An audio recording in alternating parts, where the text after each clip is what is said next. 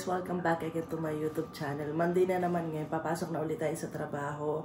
Nakagayak na rin yung food ko. Tapos si Kuya Toto nag-message na din sa GC namin na kakaalis lang din daw niya sa work. Kaya inayos ko na yung mga kailangan ko para mamaya hindi na maghihintay si Kuya Toto para diretso alis na. Tapos sunduin namin namin si Ate Mary. Tapos si Bebe, nalimutan niya yung mga baunan niya. Nandito yung mga baunan niya, oh. Pero meron daw siyang isa doon, nalalagyan, pinaglalagyan ng sinigang niya. Yun na lang daw gagamitin niya.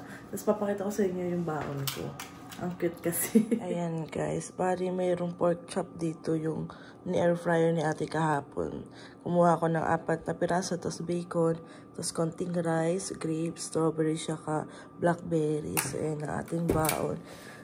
Lagyan na natin sa bag kasi alis na rin tayo. Guys, kache-check ko lang. -2 pero feels like -30. Malakas yung hangin. Tapos mag-i-snow pa. Ayan, nasa biyahe na rin si Bebe. Ewan ko lang kung makakapag-vlog siya. Pag nag-vlog siya, didikit na lang natin dito para nakakapag-update din siya sa inyo. Eh, minsan kasi hindi na siya nakakapag-vlog dahil sabi niya, Be, ganun din naman, bibiyahe lang din ako, sabi niya. Ayan, intay ko lang si Kuya dito sa, sa baba. Dito rin naman. Ayan, nag-i-snow na. Pakita ko ba sa inyo? Ayan, no, may snow. Hindi pa siya ganun kalakas, mamaya pa yung niya, kasagsagan. Kasi 100% yung nakalagay. Lakas, no. Out na tayo. Kasama ko si Ate Mary. Yeah. Nandito na yung bus namin. Sasakay na muna kami, guys. Dito na tayo sa downtown, guys. Ayan yung Lululemon, no. May Lululemon. Mahal dyan eh. Hindi ako natin sa mahal eh. H&M, pwede pa akong tumingin. Ayan. Cornwall. Hindi ko maaya na si Marvin dito kasi mahal daw yung parking. Mamamasyal lang kami dito ni Ate Mary. Ganda nitong dress.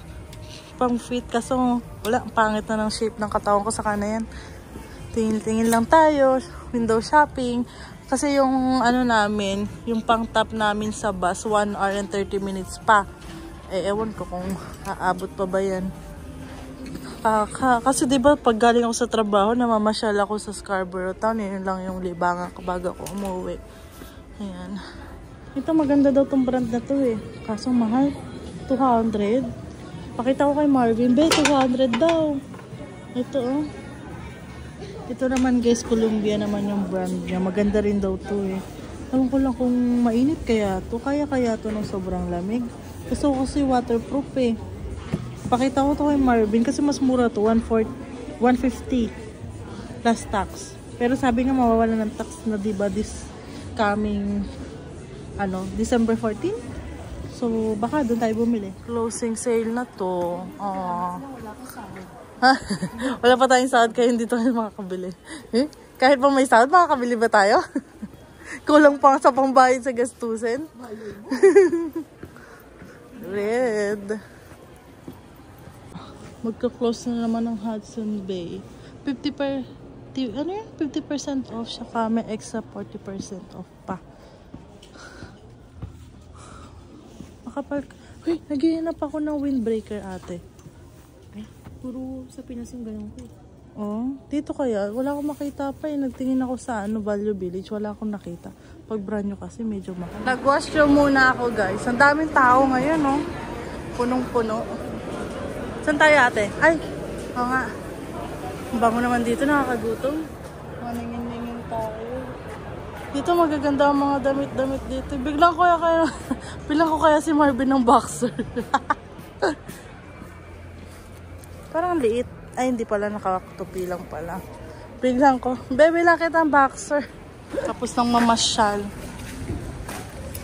Hintay na lang ng bus. Hindi siya ganun kalamig. May konting patak pa rin pala na snow, ate, no?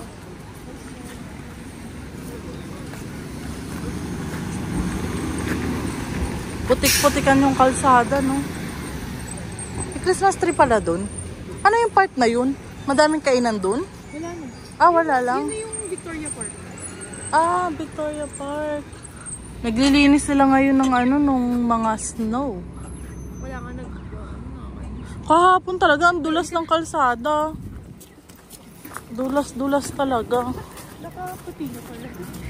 Puti na. Ito, madulas pa rin to eh.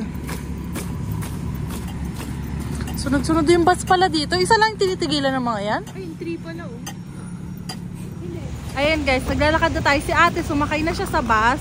Dapat sasabay ako doon dito sa bus niya. Kaso, nung chinek namin, malayo pala yung bababaan ko. So, buti na lang sakto. Yung driver ng bus, Pilipino, ay nakastop pa naman. Hindi pa sila aalis, mag-iintay pa sila. So, tinuro niya sa akin, doon daw ako diretso. Tapos, liliko. Ayan. Sa pangalawang stoplight. Kaya, punta na tayo doon. Ayan. Buti na lang nag-stop na yung snow, guys. So, maputik lang yung daan. Dahan-dahan lang din tayo kasi dito sa part na ito madulas. Ayan. Buti na lang. Tapos, hindi ganun kalamig. Hindi tayo masyadong mahagas dito. Oh, nandito na tayo. Parang gustong kumain. Chinese siya Vietnamese. Ah, bebe, nagugutom ako. Uy, gusto ko din eh. Ano kaya? Saka naayain ko na si Marvin dito. Guys, 25 minutes pa bago dumating yung bus ko. Tapos walang silungan dito. Buti na lang hindi ganun kalamig. Kung hindi, nanginginig-ginig na ako. Nakabuka pa nga to pero sasarahan ko na kasi medyo nakalalamig na rin. Si Ate Mary, kaalis na yung bus niya. Ayun. Tinawagan niya nga ako kung nasa na daw ako. Baka daw lumampas ako. Tapos tinatanong niya kung may silungan ba ako dito. Kasi medyo matagal-tagal pa ako mag-iintay. Sabi ko wala. Pero okay lang naman natin. Kaya pa naman. Kacheck ko lang guys. Negative 17 feels like negative 17. Pero hindi siya ganun kalamig. Si ate na nga nagsasabi kanina. Si ate meron. Sabi hindi ganun kalamig ngayon no. Pero hindi pa din na-check niya kanina. Tapos ngayon pag-check ko. Negative 17 pala. Ayan, maghintay na tayo ng bus ngayon. Nagugutom talaga ako. Meron pa akong tira ditong pagkain na bacon, tsaka konting kanin, tapos meron pang strawberry, tsaka grapes. Kasi kanina, nung nag-break na nga ako, nauna ako nag-break, tapos nung dumating si ate, sabi niya, isang break lang tayo no ngayon, kasi nga, hindi kami full na 8 hours. Tapos, sabi, tapos na ano ko, ayun nga ate. Sabi ko, tinitipid ko pa naman yung pagkain ko kasi nga naisip ko 2 break pa tayo. Eh di hindi ko naubos yung pagkain ko. Eh nagugutom ako ngayon. Kakainin ko na lang yung prutas ko mamaya pag nasa bus na. Kasi nagugutom ako kaysa naman kung ano-anong kainin ko. Eh di yung prutas na lang kainin natin. Ayan. Konti na lang. Malapit na tayo sa bahay. Naantok na ako. Gusto ko na magpahinga. Ang aga pa naantok na. Guys, naglalakad na tayo pa uwi ng bahay. Nagugutom na talaga ako. Konti lang kasi yung kinahain ko. Hindi ko na siya kanakain kanina sa bus ng prutas. Kasi naantok ako siya nandun pa sa ilalim ng bag ko. Yung kasabay kong tumawid, ang bilis-bilis tumawid. Parang bagal ko lang talagang maglakad. Pero sabi ni Marvin, pagigat nga daw akong maglakad. Kasi madulas. Kasi nga kahapon diba nga dulas-dulas. Inaalalayan niya ako kahapon kasi nadudulas talaga ako kahapon. Tsaka ayaw niyang mamaya daw, pag nadulas ako, bumagsak ako sa kiki. Ayaw daw niya yun. So, pati na lang. Malapit na tayo sa bahay. Makaka-idlip na tayo. Gusto kong matulog, tapos gising na lang uli ako mamaya. Tinan nyo yung daan. Yan ang madulas eh. Dito tayo. Yan. Maging ano na yung black ice na. Oops. Ang dulas din to eh. Ayan o. Tumigas na yan o. Ayan o. May asin o. Ang tunaw na nga lang yung mga asin. Kulay blue. Ay, yung susi ko. Binagoongan. Kain mo na. Kain. Ayan guys. Bali tapos na naman yung araw natin. Ang bilis. So, hintayin ko na lang huliin dumating si Marvin. Ganun na lang lagi. Mag-iintay na lang tayo na dumating siya. So, wala tayong magagawa muna ngayon. Kailangan muna natin magtiis kahit mahirap. Kailangan natin kayanin, syempre. So, ayan. Okay naman ang ganap namin ngayong araw ni Ate Mary. Medyo nangangapa pa. Konti kasi syempre, isang linggo pa lang naman ako dumuti doon sa kabila. Tapos dito na uli ako sa Prince of Wales. So, dito, ano bang ganap namin? Wala, ayun, nandun ako sa front. Ngayon, nahihirapan pa ako, syempre, bago. Kailangan nangangapa pa talaga. Kasi syempre, ang tagal na din nung huli akong ganito sa mga mabilisan talaga. Kasi syempre, ang tagal ko din sa halos 1 year din ako sa factory. So, yung factory naman, yung factory yung pinagtrabahuhan ko, magaan lang yung trabaho, hindi tulad dun sa ibang mga factory na ang bigat talaga ng trabaho. Kasi may mga kakilala ko na nasa factory din. Pag nagkwentuhan kami about sa mga ginagawa namin trabaho sa kanila, mas mabigat. Yung akin, sabi ko, swerte ko dun sa company ko. Hindi siya ganun kahigpit, hindi ganun kabigat yung trabaho, ganyan. So, may time din na nakakaupo pa tayo kapag wala pa masyadong hindi busy. Ganyan. Ay, syempre dito sa Tim Hortons talagang dire-diretso yung customer dyan. Pero nag-enjoy naman ako. Malay natin pag tumagal na sanay na ako, kaya na natin. Hindi na yung talagang as in pag-uwi talaga ako. Pagod na pagod, talagang parang ayaw ko na pumasok ang pagod. Pero hindi pwede. Hindi tayo pwedeng maging ganyan. Kailangan lagi pagpapasok tayo, isipin natin kung ano yung dahilan kung bakit tayo pumapasok. 'Di ba? Lalo na ang dami nangyayari ngayon dito sa Canada. Nasaktuhan pa na, ayan, sa mga panahon namin yung mga dumating, mga kasabayan kong mga naka-PGWP na or yung ibang mga mag-a-apply pa lang ng PGWP. Yan, nahagip na kami sa kahigpitan ng Canada. So, ayun, hanggat hindi tayo nagiging PR dito sa Canada, hindi tayo makakampante talaga, 'di ba? Hindi mo talaga maiwasang maisip. Siyempre, walang kasiguraduhan kung ano bang mangyayari sa atin dito sa Canada. Posibleng mapauwi tayo. So, kung mapauwi tayo, wala na tayong magagawa dyan. Kailangan natin umuwi talaga. Kailangan na lang natin siguro tanggapin pag gano'n. Pero may chance namang makabalik pa kung sakaling dumating din yung time na medyo lumuwag na uli ang Canada. Kasi sabi naman ng mga matatagal nandito, ganyan naman daw dito. May time na higpit, tas luluwag, magpapapasok ulit sila, tapos bigla lang maghihigpit, ganyan-ganyan. So, nasaktuhan na dumating tayo nung nagkaroon na uli ng higpitan dito sa Canada. Nagkataon din na magbobotohan na uli dito sa Canada. Kaya ayan, ang daming nababagong rules dito sa Canada. So sana ngayon wala pa uling inilalabas na policy ng Canada. Pero sana wag na sana muna magdagdag. Diyos ko. Sana magkaroon na lang ng mga bagong pathway uli. Para sa amin, para sa mga iba, para makapag-apply din kami ng mas mabilis kami makapag-apply ng permanent resident. Siyempre, magkakaiba din naman yan. May iba na nakakakuha agad ng permanent resident, tapos meron akong isang kakilala, kung kailan pa expired na, ilang buwan na lang yung expired na yung kanilang visa, ilang buwan na lang siguro. Mga 4 months na lang or 3 months na lang pa-expired ng visa nila, na-invite sila for PR. Yung tipo nga, alis na sana sila ng Ontario, tapos na-invite pa sila, di ba? Pag para sa'yo talaga. Pero syempre, pag hirapan mo din talaga yan. Hindi yung parang, go with the flow ka lang. Di ba? Pag alam mo minsan na wala ka na kasiguraduhan dito, gumawa ka na ng paraan habang maaga pa. Kesa naman kung kailang alanganin na talaga. Ang hirap nung kung kailan alanganin na talaga, saka lang tayo gagawa ng paraan, di ba?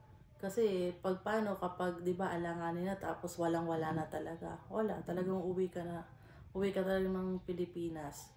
Sayang yung pinaghirapan mo dito sa Canada. Sayang yung halos mga parang yung iba, syempre nakapagpunta na ng mga friends, ng mga kung ano-ano, 'di ba?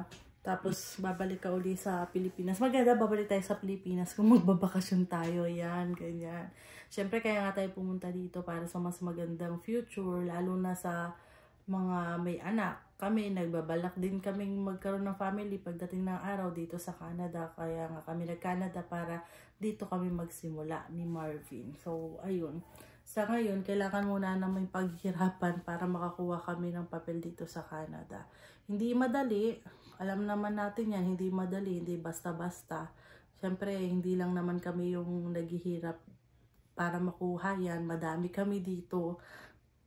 Akala natin konti lang noong una, pero makikita mo sa mga group ng mga international student, napakadami siya yung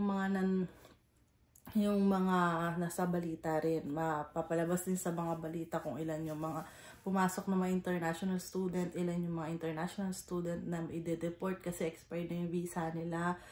Yan yung mga ganyang balita mapapanood din natin.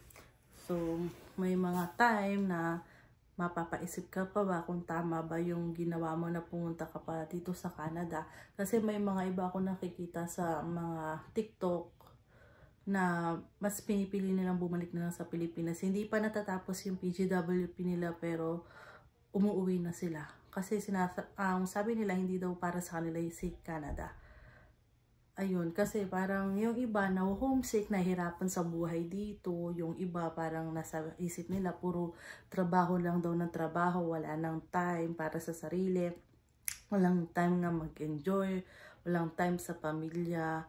Ayun, kasi siyempre sa Pilipinas, lalo na kung nasanay ka sa Pilipinas na nagagawa mo lahat ng gusto mo, hindi ka sobrang nahihirapan talaga. Tapos, lalo na yung mga iba may negosyo sa Pilipinas, maganda talaga yung buhay. Hindi sila nagpapakahirap ng bonggang-bongga dito na dito sa Canada. Kasi dito sa Canada, syempre, kapag kukuha ka ng taga-alaga ng anak mo, ang laki rin ng bayad. Halos minsan, sabi nila, kalahati na ng sinasahod mo, mababawas doon sa pambayad mo sa pag-aalaga ng anak mo. Tapos, syempre sa Pilipinas, madali lang kumuha ng yaya, babayad ka lang ganyan. Tapos sa Pilipinas, ang dali rin pag may mga problema sa bahay, may problema sa sakyan, madali ka magpaayos kasi kaya ng budget. Pero dito, masakit talaga sa bulsa pagdating sa ganyan. Ayan, kapag yung mga skilled ka talaga dito, talagang kikita ka dito pag madami kang alam. Ayan, kasi kalimitan mga daming mga Pilipino dito na may mga part-time sila. Na ayun nga, minsan nagre-renovate sila ng bahay, nag-aayos sila ng mga electrical, yung mga ganyan. Kasi ang laki din talaga ng kita, guys. Kaya nga si Marvin gusto din niya may matuto ng ibang bagay, lalo na pagdating sa bahay, para pag dumating yung time na magkaroon ng sariling bahay, hindi namin kailangang magbayad. Kasi marunong naman siya kahit paano, diba? Pero syempre dito naman hindi ka naman basta-basta makakagawa ng wala kang papel na hawak. Mga certificate, syempre ganyan. Sa Pilipinas naman madali naman yung kung may problema ka sa bahay, kailangan lang, kahit magtawag ka lang doon marunong mag-aayos. Ay dito kailangan nata dito may mga permit pa bago ka makapaggawa-gawa, diba? Ayan. So, ayun. Sa ngayon, 1 buwan na kami dito at kinakaya naman namin ni Barbie. Wala naman kami ibang choice kundi kayanin talaga. Kung ano man yung mga dadating na pagsubok sa atin, kailangan natin kayanin yan. Tapos, ayun, bale, ang kagandahan lang din, may kasama ako dito, kasama ko si Marvin, yan. E di damayan kami mag-asawa. Pero syempre, may time din na hindi naman kami magkasama. Syempre, magkahiwalay kami. E di, minsan, libangan na lang din natin yung tawagan mga kaibigan natin, pamilya natin. Kahit makipagkwentuhan ka lang, di ba? Pampawala lang minsan ng pagod or mga isipin. Syempre, hindi natin maiwasan talaga yung may stress ka sa mga nangyayari talaga dito sa Canada. Pero, ayun, hanggat kaya natin, kayanin talaga natin. Kasi, hindi lang to para sa atin. Yan. Kasi nga inaano sa akin ni Marvin, hindi lang to para sa atin. Kasi itong pangarap namin pagpunta sa Canada, hindi lang pangarap para sa amin, pangarap para sa bubuuin namin pamilya, pangarap para sa aming pamilyang nasa Pilipinas pa, ganyan. So, ayan. Kaya minsan, kami ni Marvin, syempre pagod siya sa trabaho niya, mapagod talaga doon kasi mabigat daw yung trabaho niya doon sa Kipling. Ako naman syempre nangangapa pa kasi ang tagal na rin nung huli akong nakapagtrabaho sa gantong industry talaga na bakbak talagang pagod din. Ay si Marvin, nagtrabaho naman siya sa Tim Hortons last year. 1 taon din siya doon. Kaya minsan sabihin niya, pahinga na daw ako. Alam niya pagod talaga ako kasi nga nagtrabaho siya. So ngayon, naiintindihan ko na yung pagod na sinasabi niya nung siya nagtatrabaho sa Tim Hortons. Kasi mapagod pala talaga yung pagiging baker. Kasi syempre nasa Tim Hortons na ako, nakikita ko na kung ano talaga yung mga ginagawa nila doon. So ilang weeks na lang guys, magpapasko na. Mag 2 years na kami dito sa Canada. Napakabilis ng araw. Kaya nagtataka ako dun sa iba na sabi nila, mahaba yung 3 years namin. So ngayon mag 2 years na kami dito sa Canada. Tapos yung PGWP ni Marvin, naka 4 months na. Bawas na yung 3 years namin. Tapos January 2025 na. So sana maging maganda yung pasok ng 2025 natin lahat. No? Lalampasan natin lahat yan. Kaya natin yan. So tiwala lang tayo. Kung may mayroon tayong maririnig ng mga negative, labas na lang yun sa tenga natin. Pero alam naman natin, madami pa rin naman na taong naniniwala na magiging okay tayo dito sa Canada. So, ang makaka-relate lang din naman yan, yung nasa same situation namin ngayon, mga international student, wala naman tayong magagawa kung ano pang mga mangyayari. Kailangan na lang natin kayanin talaga. So, ayun. Hanggang dito na lang siguro yung vlog ko. Guys, tatawag na ako kay Marvin para kamustahin siya kung ano nang ganap sa buhay niya doon sa Kipling. Kasi malapit na rin. Na rin sila 2 weeks na bakasyon. Pag nagbakasyon siya, so nandito siya. Dito siya magpapasko. Magkasama kami magpapasko. Magkasama kami magbabagong taon. Pero yung birthday ko, hindi kami magkasama kasi nga may work na, back to work na uli nun. Pero okay lang, celebrate na lang namin ng advance na magkasama ni Marvin. Ako naman, basta kasama ko naman siya, masaya na ako. Kain na lang kami sa labas. Pero ewan ko kay Marvin, gusto niya kasi maghanda ako. Pero sabi ko kay Marvin, saka na lang siguro maghanda.